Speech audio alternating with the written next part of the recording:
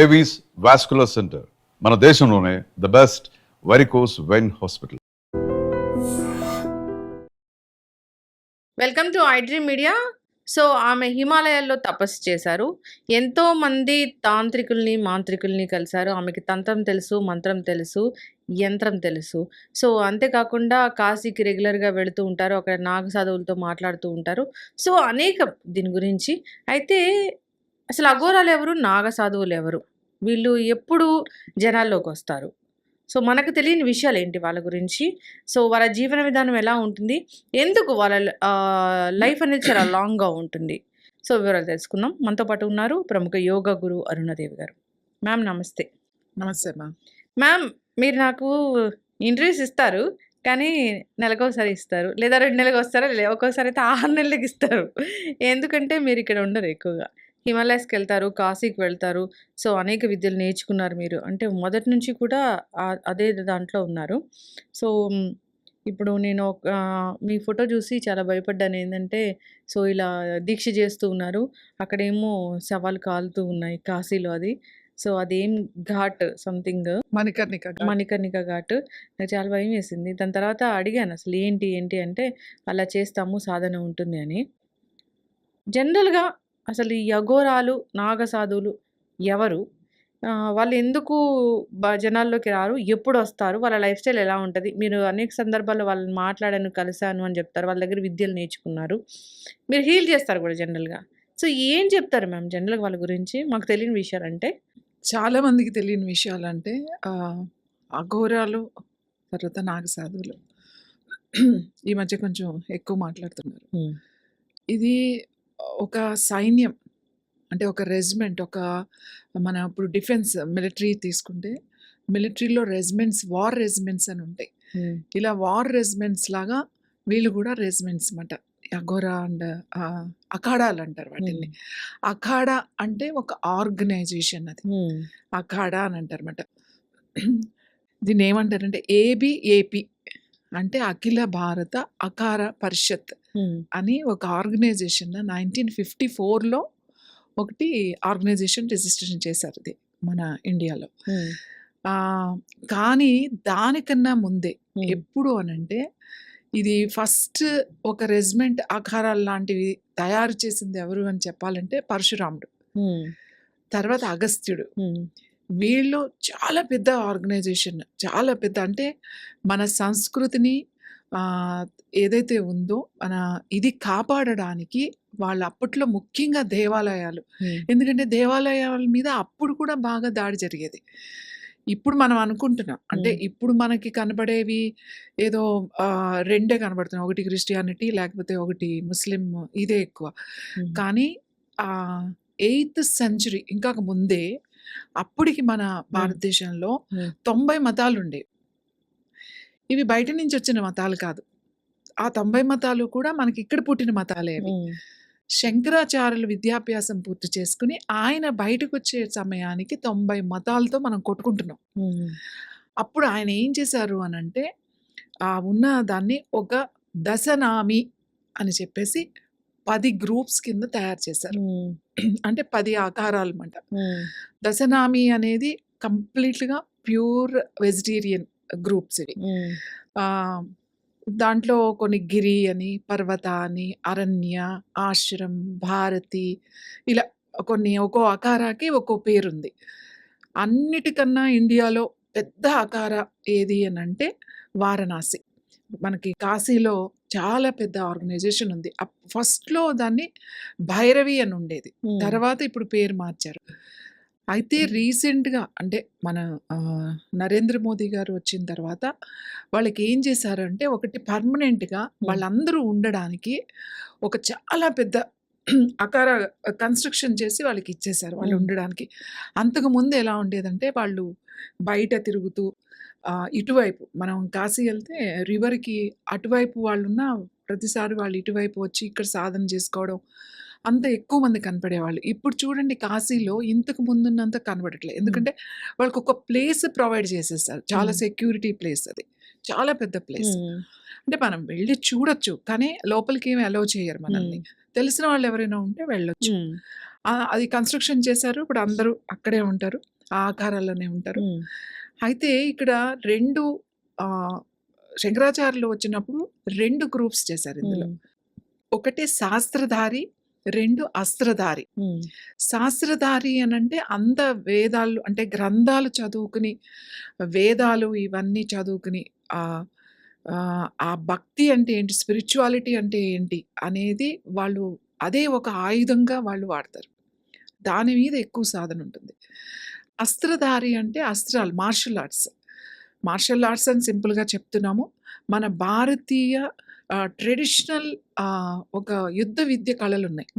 అవన్నీ ఒక గ్రూప్‌కి. వాళ్ళ దగ్గర కత్తి ఉంటదనమాట. అంటే వెపన్స్ ఉంటాయి వాళ్ళకి. రకరకాల వెపన్స్ ఎలా వాడాలి అనేది వాళ్ళకి చాలా బాగా తెలుసు. వీళ్ళకి మన సాంప్రదాయం, మన కల్చర్ ఏంటి, మన వేదం ఏంటి, మన రూట్స్ ఏంటి అనేది వీళ్ళు. వీళ్ళు శాస్త్రధారులు, వీళ్ళు అస్త్రధారులు. ఇలా వాళ్ళని విడదీసి ఇది చేశారు.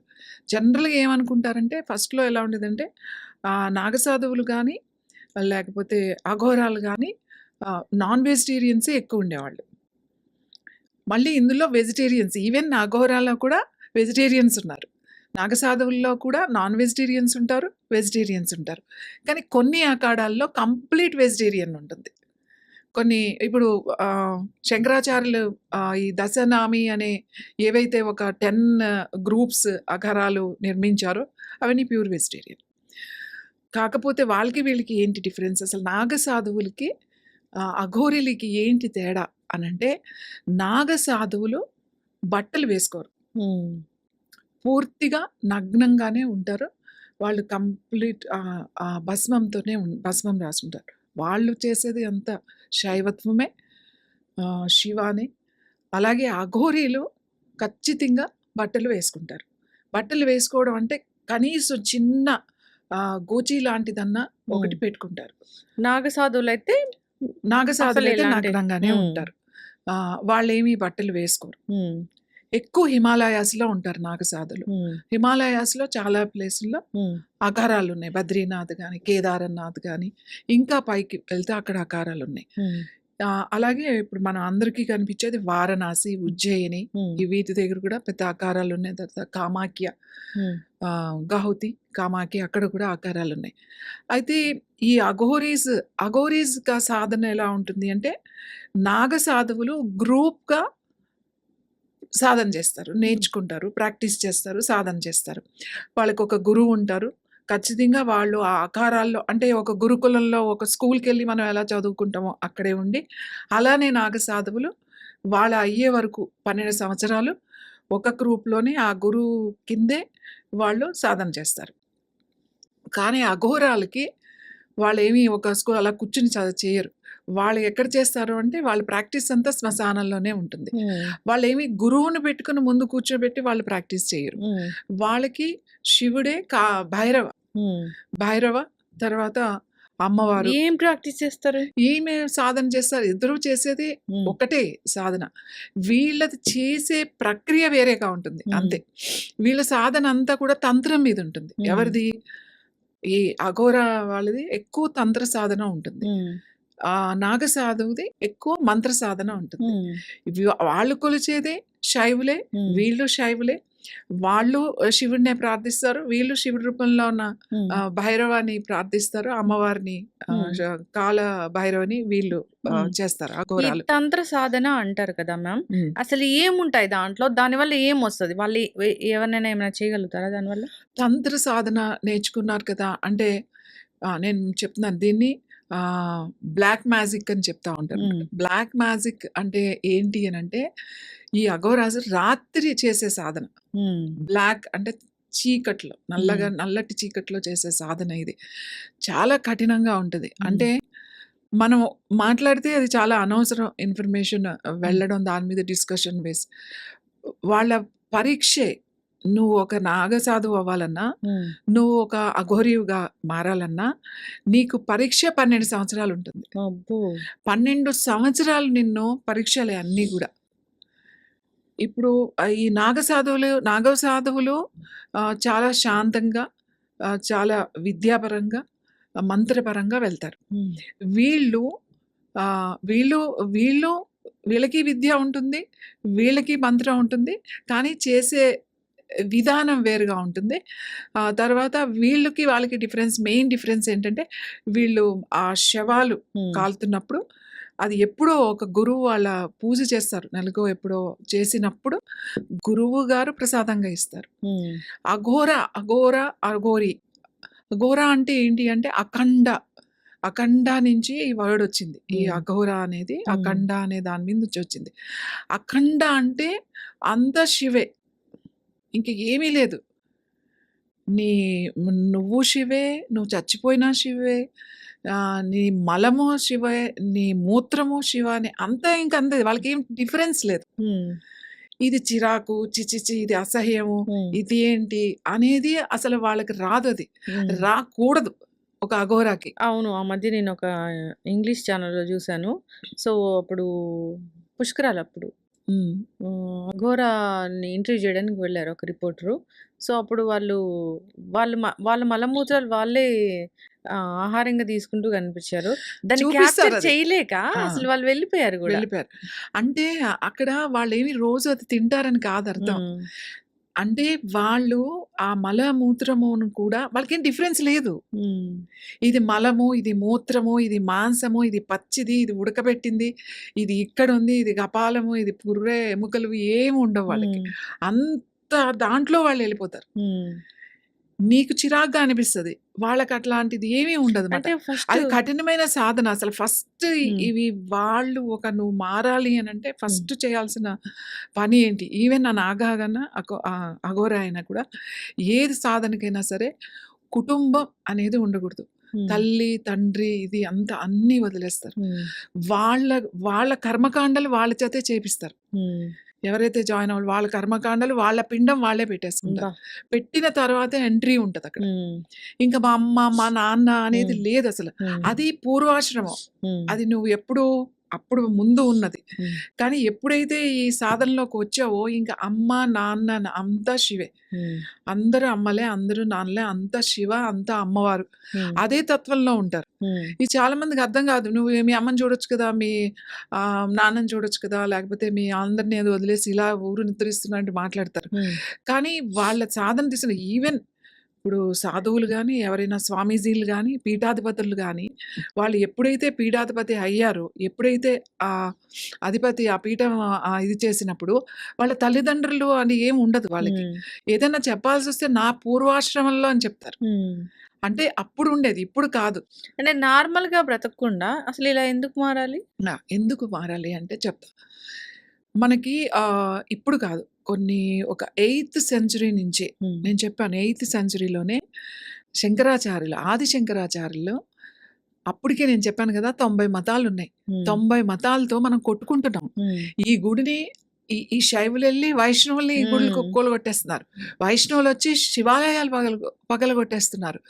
అంటే బీభత్సంగా ఉంది. ఆయన విద్యాభ్యాసం చేసుకున్న గురుకులం నుంచి బయటకొచ్చేసరికి ముందే చెప్తారు గౌడపాదాచార్యులు. ఈ పరిస్థితి ఇలా ఉంటది. వీనిని ఇలా తయారు చేయాలని చెప్పేసే ముందే తయారు చేస్తారు. హ్మ్. ఆయన వచ్చి శంకరాచార్యులంటే ఏదో ముసుగేసుకొని ఆయనేమి స్వామిలాగా కూర్చొని ఏయో ప్రచారాలు చేయలేదాయన. హ్మ్. ఒక యుద్ధ వీరుడిగా మారాడాయన. ఒక ఒక టీమ్‌ని, ఒక రెజిమెంట్‌ని ఆయన తయారు చేశారన్నమాట. అన్ని యుద్ధ విద్యలు నేర్పించారు. ఈ 90 మతాలు అప్పటికే ఈ బౌద్ధ, జైన ఇవి గూడా వచ్చేసినాయి అప్పటికే. ఇవన్నీ కాదు. ఒకటే మతం. శివ, వైష్ణవ 2 ఒకటే. ఇవన్నీ ఏమీ లేవు అని చెప్పి ఆయన యుద్ధం చేశాడాయన. హ్మ్. అవసరమైతే తలలు గూడా తీసి పాడేసి యుద్ధం చేసి, ఆ యుద్ధానికి ఈ నాగసాధువుల్ని వాళ్ళు రెజిమెంట్‌లో మనం ఇప్పుడు ఆర్మీలో ఒక సోల్జర్‌ని, ఒక సైనికుడిని తయారు చేయాలంటే ఎంత శిక్షణిస్తారో, అంతకన్నా కఠోరమైన శిక్ష అనమాట. వాళ్ళకి బట్టలు, ఆహారము, నీళ్ళు ఏమీ లేకపోయినా కూడా అంత అంత ట్రైన్ చేస్తారు. ఎందుకు ఇలా చేయడానికి గల కారణాలేంటి అనంటే, ఇంతకుముందు మనదెలా ఉండేది అనంటే, చాలా ప్రశాంతంగా వెళ్ళి భగవంతుడి కోసం తపస్సు చేసుకొని, హ్మ్. చీమకు కూడా హాని చేయకూడదు. మన ధర్మం హ్మ్. మన మన ధర్మం అదే చెప్తది. ఎవరికీ నువ్వు హాని చేయకూడదు. నీకు హాని చేసినా కూడా నువ్వు హాని చేయకూడదనే చెప్తది. హ్మ్. అలాంటి సమయాల్లో ఆహ్ అప్పుడు మనకి బ్రిటిషర్స్ ముందు ఈ మొఘల్స్ వచ్చారు మనకి. ఈ వచ్చినప్పుడు ఈ తుగ్లక్ వచ్చినప్పుడు ఏం చేశాడు అనంటే ఆహ్, హరిద్వార్‌లో, హరిద్వార్‌లో ఒక కుంభమేళా జరుగుతుంది. ఒక కుంభమేళా జరుగుతున్నప్పుడు అప్పుడు పార్టిసిపేట్ చేసిన వాళ్ళు ఒక 60,000 మంది. అందరూ ఈ సాధువులు, నాగసాధువులు, అఘోరీలు, తర్వాత యోగులు వీళ్ళు అక్కడ కుంభమేళా జరుగుతున్నప్పుడు వాళ్ళ మీద దాడి చేసి వాడు ఏమనుకున్నాడంటే ఫస్ట్ వీళ్ళు ఎక్కడ స్ట్రాంగ్‌గా ఉన్నారు? వీళ్ళు హెల్తీగా ఎక్కడ ఉంది? ఒక యుద్ధం చేసేటప్పుడు ముందు వాడు వెనక ఉన్న వాడి చేతులు విరిచేసేయాలన్నమాట. వాడి బలాన్ని మీద దెబ్బ కొట్టాలి. ఇక్కడ బలం ఏముంది ఇక్కడ? మన కల్చర్, మన సాంప్రదాయం, మన సంస్కృతి. ఇదే కదా మన బలం. వాడు ఏం చేశాడు ఆ కుంభమేళాకెళ్ళి 60,000 మందిని ఊచకోత కోసి చంపేశాడు. అక్కడ ఆడవాళ్ళున్నారు, అఘోరీలున్నారు, సాధువులున్నారు, యోగులున్నారు. అందరిని 60,000 మందిని ఊచకోత కోసి కుంభమేళా జరిగినప్పుడు మొత్తం ఒక పిచ్చి వాళ్ళలాగా చేసి వచ్చాడు వాడు.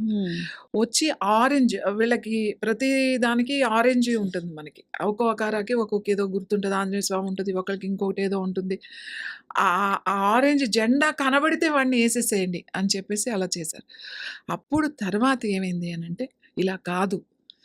నువ్వు ఇది శాంతి, ఇది ఇలా అని నువ్వు కూర్చుంటే అవతల వాడు మన మీద వచ్చి యుద్ధం చేస్తుంటే ఇంత సాధన చేసి ఇంత శక్తులు మనకు ఉండి మనం అవతల వాడిని ఏం చేయకపోవడం ఏంటి అని చెప్పి తర్వాత ఎప్పుడైతే నెక్స్ట్ జనరేషన్ వాళ్ళు ఉంటారు కదా వాళ్ళందరినీ ఒక లైక్ సాధువులు వీళ్ళ నాగసాధువులందరికీ లైక్ జిమ్నాస్టిక్స్ లాగా ఉంటాయి. జిమ్నాస్టిక్స్ ఎలా ఉపయోగించాలి, అందులో కూడా మళ్ళీ అస్త్రధారి శాస్త్రధారి ఉన్నారు కదా వాళ్ళకి శాస్త్రం అంతా అన్నీ నేర్పిస్తారు. వాళ్ళకి మొత్తం నేర్పిస్తారు. వాళ్ళు ఒక యుద్ధ సైనికులను తయారు చేశారు.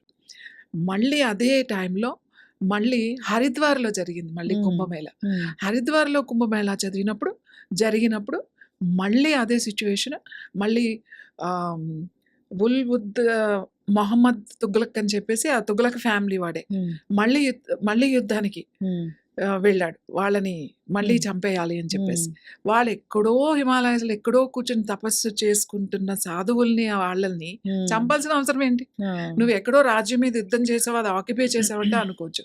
కానీ హిమాలయాల్లో కూర్చొని ఎక్కడో తపస్సు చేసుకుని సాధన చేసుకునే వాళ్ళని ఎలా అనే ఎందుకు చంపాడు అంటే మనకి స్ట్రెంగ్త్ అదే మన కల్చర్ అది లేకుండా చేయాలి అన్నమాట. హరిద్వార్లో చేసినప్పుడు అప్పుడు వీళ్ళు తిరగబడి కన్నపడినట్టు ఒక 20,000 మంది సైనికులు వచ్చారు అక్కడికి. 20,000 మంది సైనికుల్ని అసలు ఎంత ఎవరికి అర్థం కాలేదు. వాడు చూస్తే ఇంత బక్కగా సన్నగా బట్టలు లేకుండా ఒక బూడిద రాసుకుని ఉఫ్ అంటే ఎగిరిపోయేటట్టు ఉండే ఒక సాధువు, నాగసాధువు ఎగిరి వెళ్ళి ఎటు ఎగురుతున్నాడో కూడా తెలియకుండా 20,000 మందికి ఒక యుద్ధం జరిగింది అక్కడ. యుద్ధం జరిగి అందరినీ చేసిన తర్వాత ప్రొటెక్షన్ కోసం అంట ఒక రెజిమెంట్ అని యుద్ధాలు. అప్పుడే కాదు, పరశురాముడు ఫస్ట్ స్థాపించినప్పుడు కూడా ఒక యుద్ధానికి అవసరమైనప్పుడు ఈ సాధువులే పంపించేవాడు. ఈవెన్ మన బౌద్ధ ప్రచారం జరిగినప్పుడు కూడా కొన్ని దాంట్లో ఝాన్సీ లక్ష్మీబాయి ఉన్న టైంలో కూడా వాళ్ళకి యుద్ధానికి అవసరమైనప్పుడు ఇక్కడి నుంచే ఈ సాధువుల నుంచే కొంతమంది ఒక 20,000 మందిని యుద్ధానికి పంపించారు. సో అలా మన సాంప్రదాయాన్ని, మన సంస్కృతిని కాపాడటానికి ఈ నాగ సాధువుల్ని, ఈ అఘోరిల్ని సాధన వేరైనా కూడా వీళ్ళు ఒక సైనికుల్లాగా వాళ్ళని తయారు చేశారన్నమాట. అప్పుడు నుంచి తయారు చేసిన తర్వాత మనకి బ్రిటిషర్స్ వచ్చారు. బ్రిటిషర్స్ వచ్చిన తర్వాత మనకి పరిస్థితులు మారినాయి, యుద్ధాలు ఇవన్నీ మారినాయి కదా. మారిన తర్వాత ఈ అఖారాల్లో ఉన్న వాళ్ళ సాంప్రదాయాలు వాళ్ళు ఆ అఖారాల్లోనే చేసుకుంటారు. నాగసాధువులు ఎప్పుడు మీకు బయట కనపడరు. వాళ్ళు ఎప్పుడు కనబడతారు? కుంభమేళాలో కనబడతారు. వాళ్ళకి తెలుసు ఎక్కడెక్కడ కుంభమేళాలు ఉన్నాయి. ఈ కుంభమేళాలు కూడా ఫస్ట్ కుంభమేళా ఎలా పెట్టారు? ఈ సంతులు అంతా ఇది మళ్ళీ ఎప్పుడు జరిగింది ఈ కుంభమేళా? అప్పుడు మనకు బ్రిటిషర్స్ వచ్చిన తర్వాత మనం వాళ్ళని ఈ గాంధీ గారు వాళ్ళని గో బ్యాక్ సైమన్ అని చెప్పేసి ఒక నినాదం చేసి ఉప్పు సత్యాగ్రహం చేస్తున్నప్పుడు మన వాళ్ళు ఎవరు వెళ్ళినా కూడా ఈ కరపత్రాలు పంచిపెట్టాలి అని అంటే చాలా కష్టమయ్యేది. అంటే కొన్ని రాష్ట్రాలకి, కొన్ని రూరల్ ఏరియాలకు వెళ్ళాలి అని అంటే అప్పుడు వీళ్ళనే ఈ సాధువుల్ని, సంతుల్ని, యోగుల్ని, నాగసాధుల్ని, అఘోరాలతోనే ఇవన్నీ వీళ్ళే ఒక సైనికులుగా మారి హ్మ్. మొత్తం దేశమంతా ఎక్కడికెక్కడికి ఇన్ఫర్మేషన్ అంతా హ్మ్. వీళ్ళే ఇచ్చేవాళ్ళు. ఒక హ్మ్. బైరాగుల్లాగా, ఒక అఘోరీల్లాగా. హ్మ్. ఎందుకంటే వాళ్ళు ఎక్కడైనా పడుకుంటారు. వాళ్ళకేమి ఇల్లు అక్కర్లేదు, ఏం అక్కర్లేదు. 15 రోజులు వాళ్ళకి ఆహారం లేకపోయినా కూడా పర్వాలేదు. ఎందుకంటే వాళ్ళ ప్రాక్టీస్ అలా ఉంటుంది. యెస్. అంత కఠినమైన మంచులో, ఆ చలిలో వాళ్ళు బట్టలు లేకుండా ఉండగలిగే శక్తి వాళ్ళు సంపాదించుకుంటారు. హ్మ్. ఆ ఎనర్జీ మన బాడీలోనే ఉంటుంది. అలా మన శరీరాన్ని ప్రిపేర్ చేస్తారు. అంత కఠినమైన సాధన చేస్తారు. ఇప్పుడు వాళ్ళ అవసరం మనకి లేదేమో అందుకే వీళ్ళకి తెలియట్లేదు. ఈ రోజుకి కూడా మీరు వాళ్ళనడిగితే ఇప్పటికి కూడా మనకి ఏదన్నా అవసరమైతే వాళ్ళు ఒక్క పిలుపుతో అసోసియేషన్‌లున్నాయి. హ్మ్. నేను చెప్పాను కదా! ఏబీఏపీ అని చెప్పేసి. హ్మ్. ఈ ఆల్ ఇండియా అఖారా కౌన్సిల్ ఉంది. హ్మ్. ఒక్క ఇది వచ్చేస్తే మీకు కను తెరిచి చూసే లోపల మీకు మొత్తం నాగసాధువులతో నిండిపోతదిక్కడ. హ్మ్. అంత సైన్యం ఉంది. మీరు అనుకుంటున్నారు అందరికి తెలియని విషయం ఏంటంటే, ఏదైతే మన దగ్గర ఉన్న హ్మ్. డిఫెన్స్‌లో ఏదైతే రెజిమెంట్స్ సైనికులున్నారా? ఉన్నాయి కదా! ఆ! మనకి. ఈ రెజిమెంట్సేనే మన సైనికులు అనుకుంటున్నారేమో. ఒకవేళ మనకి ఏదైనా అవసరం అయితే, మీరిలా చూసి, ఇలా చూస్తే ఒక తెల్ల బూడిదలాగా వచ్చేస్తారు. ఒక మేఘంలాగా వచ్చేస్తారు వాళ్ళు. అంతమంది ఉన్నారు ఈ రోజుకి కూడా. ఎందుకంటే కొన్ని రహస్యంగా ఉండాల్సినవి రహస్యంగానే ఉండాలి. అనవసరమైన డిస్కషన్స్ పెట్టక్కర్లేదు. హ్మ్. అవసరం లేదు. ఎందుకంటే అఘోరి అనేవాళ్ళు బయటికి రారు. హ్మ్. ముఖ్యంగా అఘోరి అనేవాళ్ళు బట్టలు వేసుకుంటారు. హ్మ్. కొంచెం చిన్న వస్త్రమైనా ధరిస్తారు. హ్మ్. నాగసాధువులు మాత్రమే వస్తారు. కానీ నాగసాధువులు హ్మ్. విడిగా ఒక్కొక్కళ్ళు వచ్చి చెయ్యరు. హ్మ్. వాళ్ళు గ్రూప్‌తో వస్తారు. గ్రూప్ ప్రాక్టీస్, గ్రూప్‌లో ఉంటారు. వాళ్ళదంతా ఒక ఇది మాట. హ్మ్. వాళ్ళు కలవాలి. వీళ్ళ మీటింగ్స్ ఇవన్నీ కుంభమేళాలు ఎక్కడ జరిగితే అక్కడే ఉంటారు వీళ్ళు. హ్మ్. ఈ కుంభమేళాల్లో కూడా ఫస్ట్ స్నానం నాగసాధువులే చెయ్యాలి. హ్మ్. షాహీ స్నానం అని చెప్పి వాళ్ళు చేస్తారు. హ్మ్. వాళ్ళ తర్వాత మిగతా అఘోరీలు వాళ్ళ తర్వాత యోగులు అని వాళ్ళు చేస్తారన్నమాట. ఎప్పుడైనా సరే మీరు వెళ్ళినప్పుడు మనకి సౌత్ ఇండియాలో ఈ ఆకారాలు ఇవి లేవు. హ్మ్. ఎందుకు లేవు? ఈ వార్ రెజిమెంట్స్ ఎందుకు నార్త్‌లోనే ఉన్నాయి అనంటే, హ్మ్. మనకి ఇక్కడ ఇంత పెద్ద యుద్ధాలు గాని, అంత పెద్ద పెద్ద నాశనం చేయడం గాని ఇక్కడ జరగలేదు. ఎందుకంటే అక్కడ నార్త్ సైడ్ చాలా ఎక్కువ. ఇప్పుడు కాశీ చూడండి, లేకపోతే మధుర చూడండి, హరిద్వారు ఇవన్నీ నాశనం చేసేసారు. అప్పుడు ఈ రెజిమెంట్స్ అనేవి వచ్చాయి. ఇప్పుడు మన దగ్గర ఇక్కడికొస్తే సౌత్ వైపొస్తే, సౌత్ వైపేసి అంత భయంకరంగా నాశనం చేసేసి యుద్ధాలు జరిగిన ఇక్కడేమి లేవు. అందుకని మనకి ఈ కల్చర్ మనకి చాలా తక్కువుంటుంది. నార్త్‌లో అఘోరా, నాగసాధువులు అంటే చాలా రెస్పెక్ట్ ఇస్తారు. చాలా నమ్మకం ఉంటుంది వాళ్ళకి. ఈ కుంభమేళాకి వెళ్ళేది కూడా ఎందుకు వెళ్తారో తెలుసా? ఒకటి అక్కడ స్నానం చేయడానికి. ఆ స్నానం చేసిన తర్వాత ఫస్ట్ నాగసాధువుల దర్శనం చేసుకుంటారు. హ్మ్. నాగసాధువుల దర్శనం అయిన తర్వాత అఘోరా దర్శనం చేసుకుంటారు. హ్మ్. వీళ్ళిద్దరి దర్శనం ఖచ్చితంగా చేసుకోవాలి. వీళ్ళైతే ఎప్పుడూ నార్మల్‌గా అయితే బయటికి రారు. ఏదైనా ధర్మంకి ఆహ్, ఏదైనా హ్మ్. అవసరమైతేనే. అవసరమైతే మాత్రమే. అది కూడా ఒక్కళ్ళు రారు. హ్మ్. నాగసాధువులైతే ఒక గ్రూప్‌గానే వస్తారా? ఇక్కడ వీళ్ళ అవసరం ఉంది అనంటే హ్మ్. వాళ్ళకి మహామండలేశ్వర్, హ్మ్. తర్వాత మండలేశ్వరుడు, తర్వాత మహంత్ హ్మ్. ముగ్గురుంటారు. ఒక్కో హ్మ్. అఖాడాకి. మహామండలేశ్వర్ అంటే ఆయనే హ్మ్. హెడ్ చీఫ్ మాట ఆయన. హ్మ్. దాని తర్వాత మండలేశ్వర్ సెకండ్. దాని తర్వాత మహంత్. హ్మ్. వీళ్ళు అంటే ఒక ప్రైమ్ మినిస్టర్, మినిస్టర్ హ్మ్. అట్లా హోమ్ అట్లా ఉన్నట్టు ముగ్గురుంటారు. అలా హ్మ్. అన్ని అఖాడాల్లోనూ ఉంటారు. ఈ మహామండలేశ్వర్లే ఒక 1000 మందున్నారు. హ్మ్. అంటే అన్ని గ్రూప్స్ ఉన్నాయి మనకి. అన్నీ యెస్. ఉన్నాయి. అందరూ ఏమంటారు వీళ్ళు హిమాలయాల్లో కూర్చొని తపస్సు చేసుకొని ఏం చేస్తున్నారు అని అనుకుంటారు. వీళ్ళు హ్మ్. అవసరమైతే ఈరోజు మనకి మన ఆర్మీ కన్నా వాళ్ళెక్కువ యుద్ధం చేస్తారు.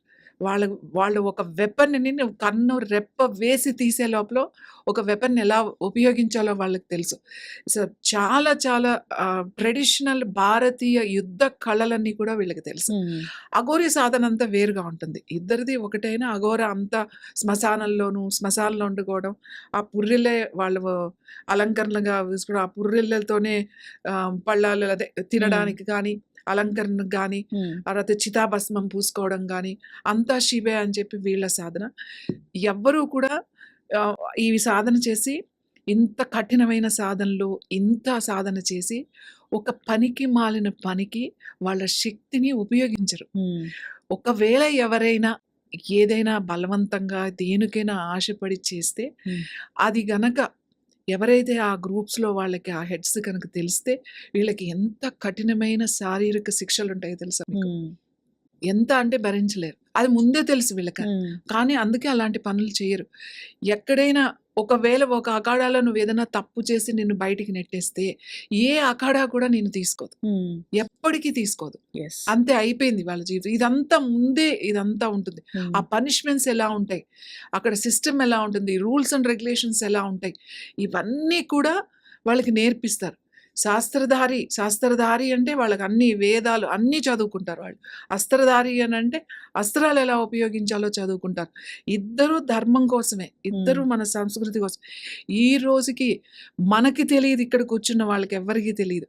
ఈ భారతదేశంలోకున్న శక్తి ఏంటి అనేది ఈ రోజుకి తెలీదు. ఈ రోజుకి మనం తెలుసుకోవాలి. ఇప్పటికైనా ఈ భారతదేశ శక్తి ఏంటి అనేది తెలుసుకోవాలి. మీరు అనుకుంటున్నారు అణుబాంబులు అవన్నీ కాదు. అంతకన్నా అణుబాంబు కన్నా ఇంకా పవర్‌ఫుల్ మన శరీరంలో ఉంది. ఆ శరీరాన్ని మనం ఎలా ప్రిపేర్ చేసుకోవాలి, దాన్ని ఎలా అస్త్రంగా మనం వాడాలి అనే ఒక సైన్స్ మన దగ్గరే ఉంది. అది ఈ యోగుల దగ్గరే ఉంది. ఈ సాధువుల దగ్గరే ఉంది. ఈ అఘోరీల దగ్గరే ఉంది. యెస్. వీళ్ళ కొన్ని జనరేషన్స్ ఎక్కడ పార్టిసిపేట్ చేయకపోవచ్చు. కానీ వాళ్ళకున్న విద్యని నెక్స్ట్ జనరేషన్స్‌కి ఇచ్చి వెళ్తారు. వాళ్ళకున్న విద్యని నెక్స్ట్ జనరేషన్స్‌కి వెళ్తారు. ఎక్కడ తప్పు జరగదక్కడ. అంటే ఎన్ని ఏళ్ళు బ్రతుకుతారు అసలు వాళ్ళు? వాళ్ళు ఇప్పుడు నాగసాధువులైతే చాలా మంది 100 అనేది ఇట్స్ నార్మల్. నార్మల్ అది. మనకు ఒక 110, 20 లాగా. 120, 125 అట్లా ఉంటుంది వాళ్ళకి. అంటే వాళ్ళకి అది ఎప్పుడూ అలానే ఉంటాడు. ఏదో తెల్ల జుట్టు ఉంటుంది, అదే ఆకారం ఉంటుంది, అలానే ఉంటాడు. పెద్ద డిఫరెన్స్ మీకేం కనపడదు. వాడు చెప్తే ఇది 100, 90, 80 అని మనకు అర్థం కాదు వాళ్ళు మాట్లాడుతుంటే. కానీ లోకల్ వాళ్ళు చెప్పినప్పుడు లేదు ఈ బాబాకి మా తాతల నుంచి చూస్తున్నారు. ఈయన ఇక్కడే ఉంటాడు, వస్తూ ఉంటాడు. ఈయనకి 100 పైనే ఉంటాయి. అలా మనం తెలుస్తుంది. ఇప్పుడు మీరు అంతెందుకు మనం చూడాలి అని అనుకుంటే వారణాసి ఈస్ ద ఇండియాలో బిగ్గెస్ట్ అఖాడా అన్నమాట. ఆ అఖాడా మనకు వారణాసిలోనే ఉంది. ఇప్పుడు చాలా పెద్దది కట్టారన్నమాట. అంటే ఎవరైనా మనకు తెలుసుండి వాళ్ళని ఏమి డిస్టర్బ్ చేయకుండా మనం వెళ్ళొచ్చు అనంటే మనం వెళ్ళొచ్చు. వాళ్ళేమి మనల్ని హాని చేసి, మనల్నేమో పీక్కు తినేసి, మనల్నేమో ఏవో మంత్రాలు మాయం మనల్ని చేసి, కాపాడడానికి ఉన్న వాళ్ళు మనల్ని కుక్కలు ఎందుకు అది చేసి చేస్తారు అట్లా అలాగా? చేయదు. కానీ ఈ విషయాలన్నీ తెలుసుకుని, ఆ పక్క నుండే నేర్చుకుని, కొన్ని విషయాలు బాగా వంట పట్టించుకుని, వాళ్ళకేదో ఈ సేవ చేస్తున్నట్టు, ఆ సేవ చేస్తున్నట్టు ఏదో చేసి చిన్నయి నేర్చుకుని, ఆ చిన్న తంత్రాలు, మంత్రాలు తీసుకొచ్చి బ్లాక్ మ్యాజిక్ చేయడం, మేము నిధులు తీస్తాం, లేకపోతే ఇది చేస్తాం, మేము అది చేస్తాం, లిఫ్ట్ చేస్తాం, ఇక్కడిది అక్కడ పెట్టేస్తాం, అక్కడిది ఇక్కడ ఎవరు చూడకుండా ఏంటది కనికట్టు చేస్తాం, మాయ చేస్తాము, ఇవన్నీ చెప్తారు. కానీ అవన్నీ వాళ్ళకి అసలు పూర్తి శక్తి అసలు ఉండదు. ఇప్పుడు మీరు చూసారు కదా, అఘోరాలు అంటే అబ్బాయిలు, అఘోరి అంటే అమ్మాయి. అమ్మాయిలు చాలా మంది ఉంటారా? అమ్మాయిలు చాలా మంది ఉంటారు. నేను చెప్పాను కదా మీకు, మనం ఇంతకు ముందు కూడా మనం అవును, ఒకసారి అవును. డిస్కస్ చేస్తే చెప్పాను. నాతో ఉన్న అమ్మాయి రష్యా నుంచి వచ్చి ఉమ్. నేను అఘోరీగా మారాలనే వచ్చాను. ఆమె వాళ్ళు ఎన్నిసార్లు వెళ్ళినా కూడా ఆమెని 4 ఇయర్స్ తర్వాత కూడా పంపించేవాడు. ఒకసారి ఒక 4 ఇయర్స్ తర్వాత వచ్చి ఇంకా నేను ఎలా అయినా సరే నేను అఘోరీలాగా మారాలనుకుంటున్నప్పుడు వాళ్ళు చాలా కఠినమైన శిక్షలు పెడతారు. మనం అసలు అక్కడే ఫిల్టర్ అయిపోతారు. వాళ్ళు ఎలా చేస్తారంటే నువ్వు ఉంటే పోతే పో, చస్తే బతికిపో అనేది ఉంటుంది అంతే. సో ఆ ప్యాషన్, ఆ ఇంట్రెస్ట్, ఆ భక్తి అదంతా వేరు అసలు. నువ్వు పోయి గుళ్ళోకెళ్ళి ఏదో హోమం చేసేసి ఏదో భక్తి అని అసలు అది కాదు. అక్కడ చూస్తే మీకు ఇది కదా భక్తి అని అనిపిస్తుంది మనకి.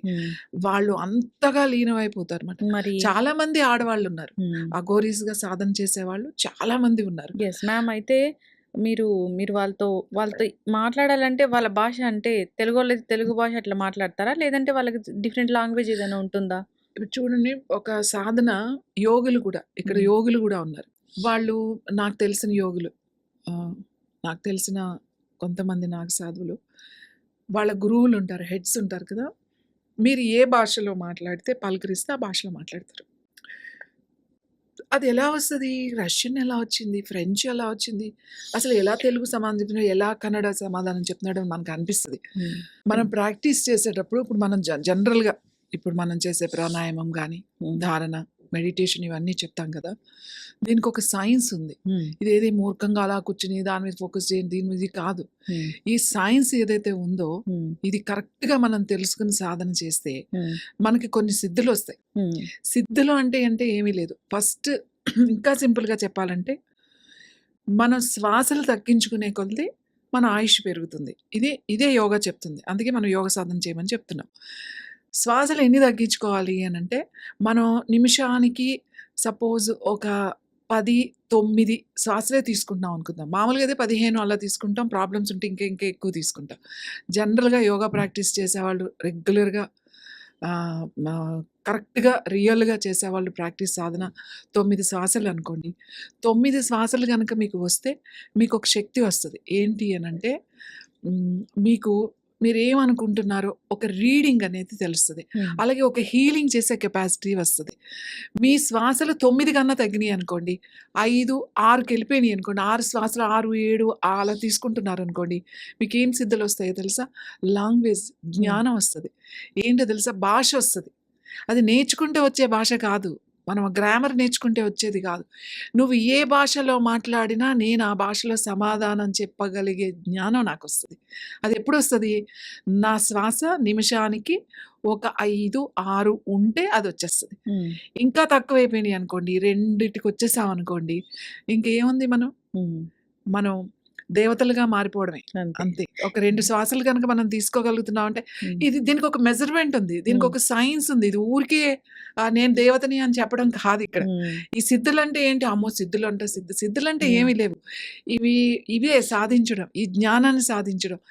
నేను 3, 4 శ్వాసలు కనుక నాకు తీసుకోగలిగే శక్తి నాకు వచ్చిందంటే నిమిషానికి, నేను ఇక్కడి నుంచి మాయమైపోతాను. మాయమైపోయి ఇప్పుడు కాశీ వెళ్ళి దర్శనం చేసుకుని నేను వచ్చేయచ్చు, సూక్ష్మ రూపాల్లో తిరగొచ్చు. ఈ ఆర్ఆర్ రీడింగ్లో అవన్నీ స్టార్టింగ్ స్టేజ్లో అవన్నీ. సో నాట్ ఇది కాదు. సో నేను అదే అంట, సిద్ధి అంటే ఏంటి అని అంటే ఇది కూడా ఎలా మాట్లాడతారు వాళ్ళు అలాగా అంటే వేరే వేరే దేశాల వాళ్ళు కూడా ఉంటారు, కానీ వాళ్ళు మాట్లాడొచ్చు. కానీ ఎవ్వరు అక్షరముక్క రాని వాళ్ళు, ఏమీ చదువుకోలేని వాళ్ళు మీకు ఏ భాష మాట్లాడితే ఆ భాషలో మాట్లాడుతూ ఉంటారు కొంతమంది, అందరూ కాదు కొంతమంది. మరి అఘోరాలు కానీ నాగ సాధువులు కానీ హిమాలయాస్లో ఉంటారు. ఆ టెంపరేచర్ని తట్టుకోవడానికి ఆ బూడిదంతా రాసుకుంటారా? టెంపరేచర్ని తట్టుకోవడానికి బూడిద రాసుకోవడం కాదు, వాళ్ళ సాధనే బూడిద రాసుకోకపోయినా కూడా వాళ్ళు ఏమీ బట్టలు లేకుండా ఉంటారు. ఎందుకంటే వాళ్ళు ఈ పంచభూతాలని జయిస్తారు. అంటే ఎక్కువ వేడి, ఎక్కువ చలి, ఎక్కువ ఈ గాలి ఏది కూడా వాళ్ళని ఏమీ చేయలేం. వెళ్ళి -డిగ్రీస్లో కూడా వాళ్ళు బట్టలు లేకుండా తిరుగుతూ ఉంటారు. ఎక్కడ మంచు పర్వతాల్లో లోపల మంచు గుహల్లో కూర్చుంటారు కదా బట్టలు లేకుండా.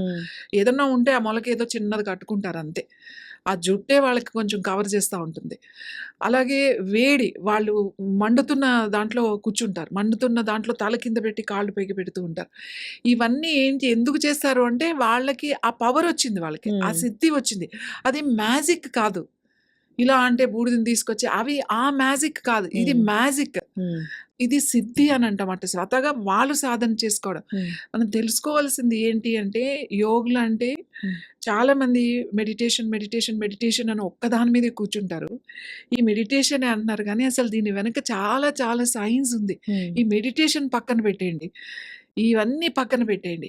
ఒట్టి శ్వాసలనే మీరు తగ్గించుకుంటూ వెళ్ళిపోయే సాధన ఒకటి చేసుకోండి.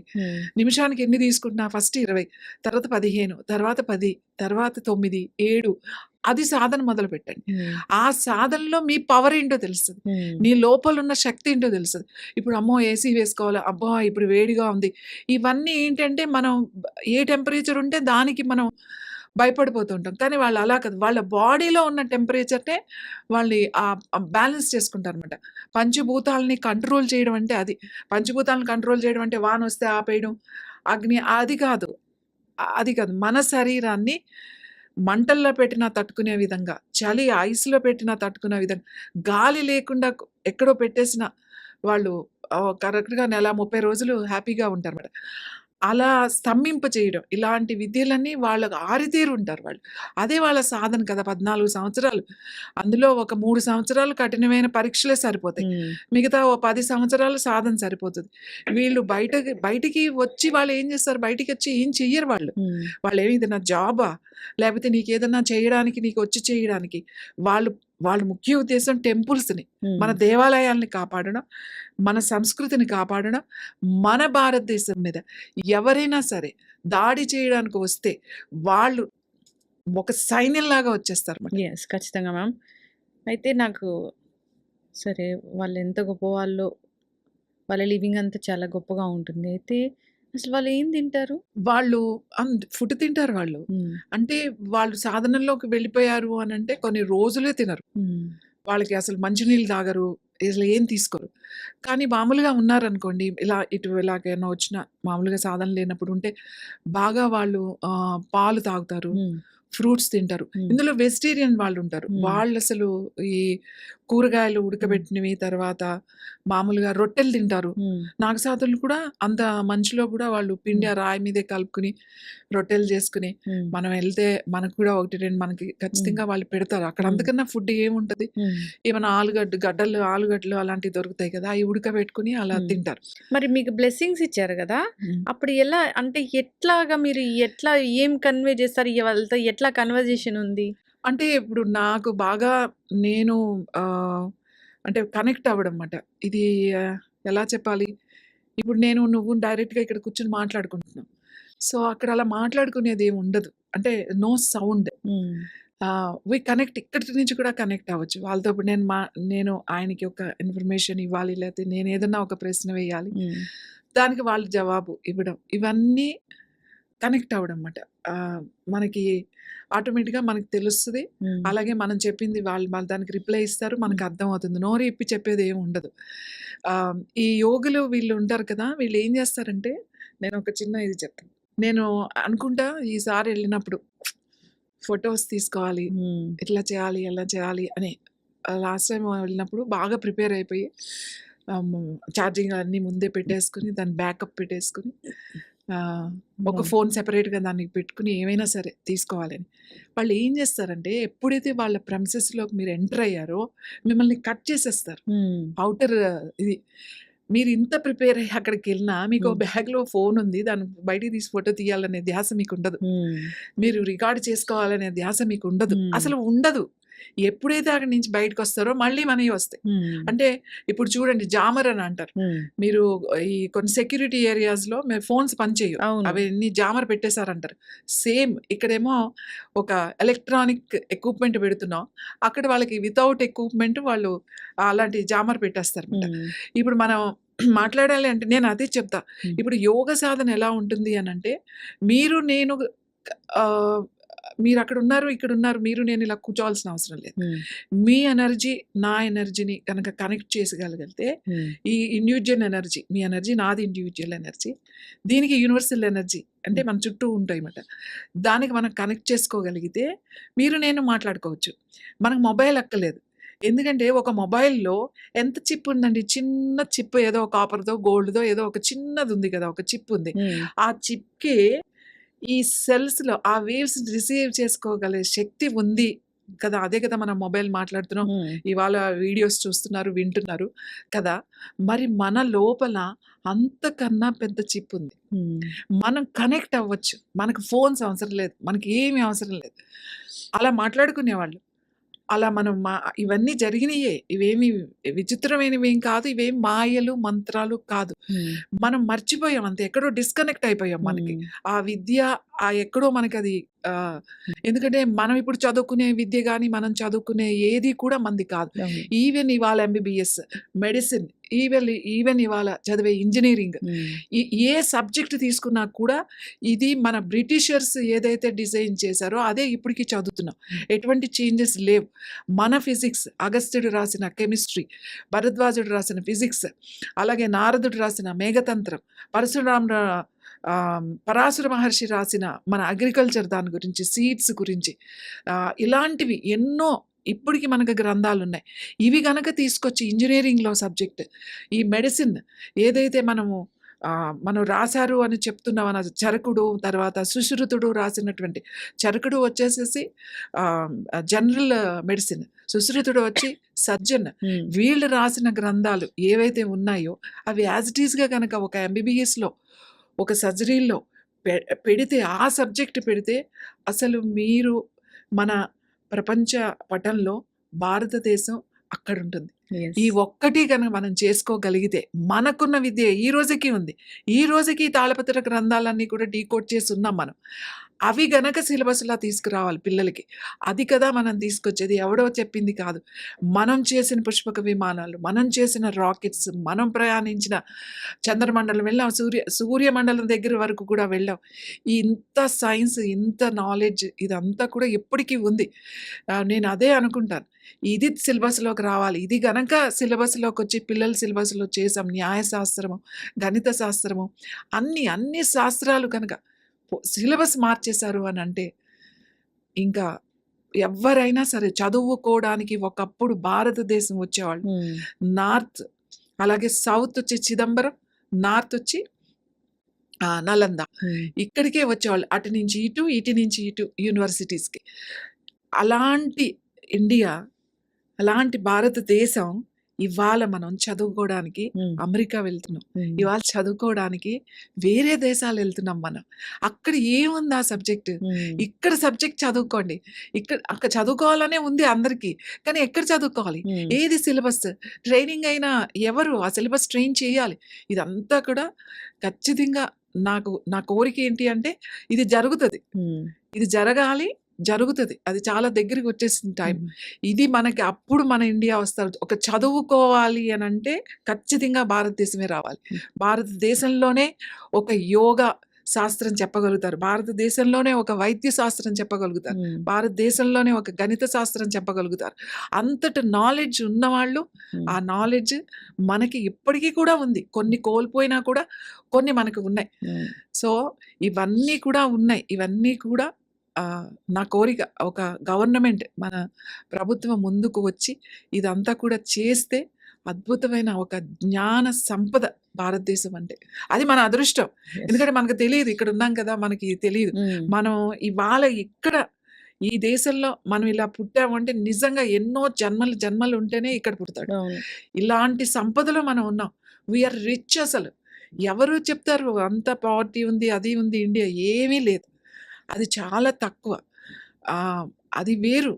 కానీ మనమే అలా చేసుకున్నాం. వేరే హ్మ్. వేరే వేరే వాళ్ళకి మన మంచితనాన్ని హ్మ్. వాళ్ళు ఒక అలుసుగా తీసుకొని హ్మ్. మన మీద జరిగిందనుకోండి. ఇప్పుడైనా పర్వాలేదు. ఇప్పుడైనా మనం మారితే ఒక అద్భుతమే జరుగుతది. యెస్. ఖచ్చితంగా మ్యామ్. చాలా చక్కగా చెప్పారు. అఘోరాలంటే ఎవరు? నాగసాధువులంటే ఎవరు? అసలు వాళ్ళెలా ఉంటారు? వాళ్ళ లైఫ్ స్టైల్ ఎలా ఉంటది? వాళ్ళ మోటో ఏంటి? వాళ్ళెందుకు ఈ తంత్రాలు విద్యలు నేర్చుకున్నారు? వాళ్ళెప్పుడు బయటకొస్తారు అనేది చాలా చక్కగా చెప్పారు. చాలా చూస్తూ ఉన్నాము. అవైతే నిజమైనవి కాదు. ఎందుకొస్తున్నారు అంటే దానికి కూడా చాలా చక్కటి వివరణ అందించారండి. సో, అసలు మన శాస్త్రం ఏంటి? సంప్రదాయం ఏంటి? చాలా చక్కగా చెప్పారు. ధన్యవాదాలు ma'am. Thank you so much.